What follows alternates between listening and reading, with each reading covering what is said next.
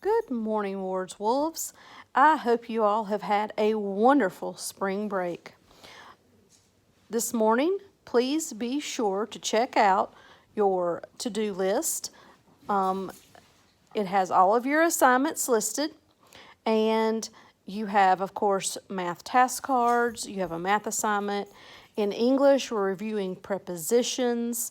You have a no red ink assignment. And starting today, we're going to begin to read Number the Stars. I'm really excited that you're going to read chapter 1 today, and there are a few questions for you to answer.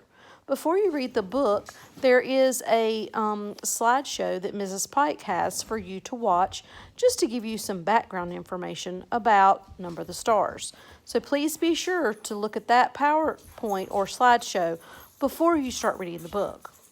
I know I've probably forgotten an item or two from your to-do list, but please be sure to check over it and complete all of your assignments.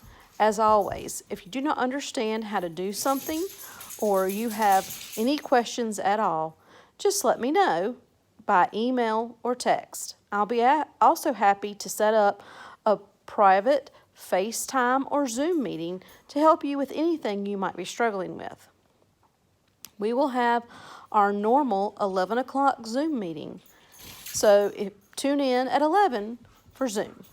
And now here's Emily with your devotions for today. Many times our perspective in life holds us back from experiencing what God has for us.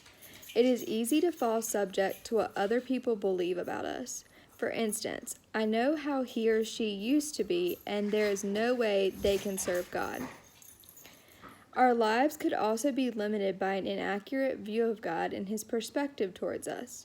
How we view God ultimately determines how we will experience God.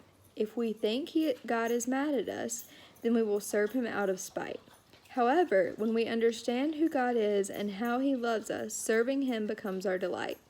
God transforms our perspective and allows us to see the world through his eyes. We serve others not because of who we are, but because of what God did for us. And there are two verses that go along with this. The first comes from 1 Peter 4, 7 through 11. The end of all things is near. Therefore be alert and of sober mind so that you may pray. Above all, love each other deeply because love covers over a multitude of sins. Offer hospitality to one another without grumbling.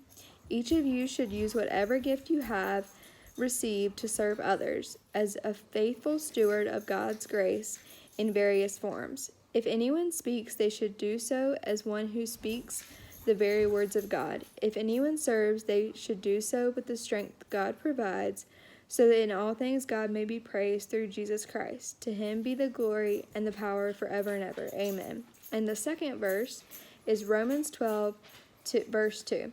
Do not conform to the pattern of this world, but be transformed by the renewing of your mind. Then you will be able to test and approve what God's will is, his good, pleasing, and perfect will. So that concludes day 11 of our Motion X in Motion devotional. All right, ladies and gentlemen, that passage from Romans should sound familiar to you because it's one that you had to memorize this year for our class. Keep those words close to your heart today and think about what you can do to help someone in your family. Remember, I'll see you at 11 o'clock, and if you have any questions, text or email. Thank you. See you soon.